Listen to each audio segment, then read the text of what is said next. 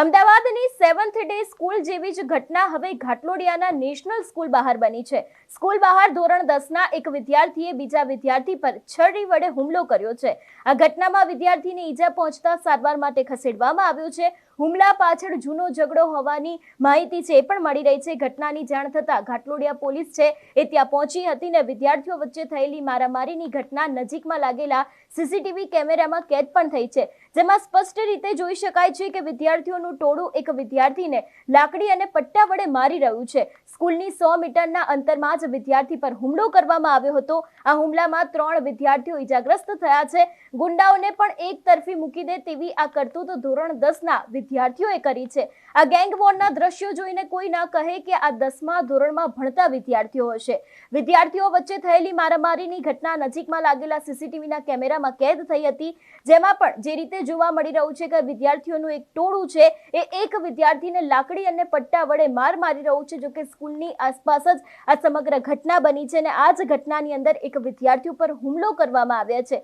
ક્યાંક આપણે અવારનવાર ઘણા બધા ગુંડાઓની વચ્ચે જે મગજમારી થતી હોય છે એવા દ્રશ્યો જોયા હશે, પરંતુ જે રીતે સીસીટીવી ફૂટેજ સામે આવ્યા છે એમાં કોઈ પણ વ્યક્તિ ન કહે કે આ 10મા ધોરણમાં ભણતા વિદ્યાર્થીઓ દ્વારા આ સમગ્ર બબાલ કરવામાં આવી છે। આ મામલે ઘાટલોડિયા પોલીસ સ્ટેશનમાં પણ ફરિયાદ નોંધાઈ છે। પોલીસ પાસેથી મળતી માહિતી મુજબ સ્કૂલની બહાર ધોરણ 10ના વિદ્યાર્થીઓ વચ્ચે મારામારી થઈ હતી।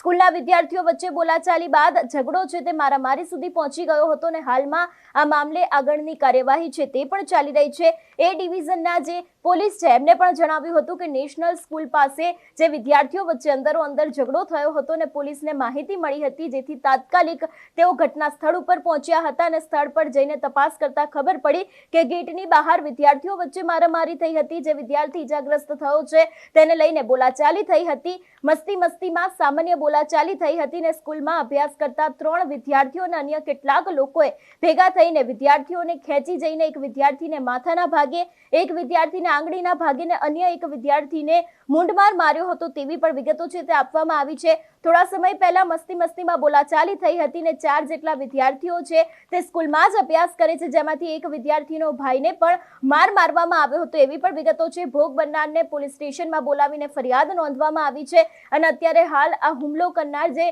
વિદ્યાર્થી છે એને રાઉન્ડ અપ કરવા માટેની પ્રક્રિયા છે એ પણ શરૂ કરવામાં આવી છે, જેથી તાત્કાલિક તમામને રાઉન્ડ અપ કરી લેવામાં આવશે અને કુલ 8 થી 10 જેટલા લોકો છે એ લોકોએ હુમલો કરી હોવાની હકીકત સામે આવી છે। જોવાનું રહેશે કે હવે તપાસની અંદર કયા ખુલાસા થાય।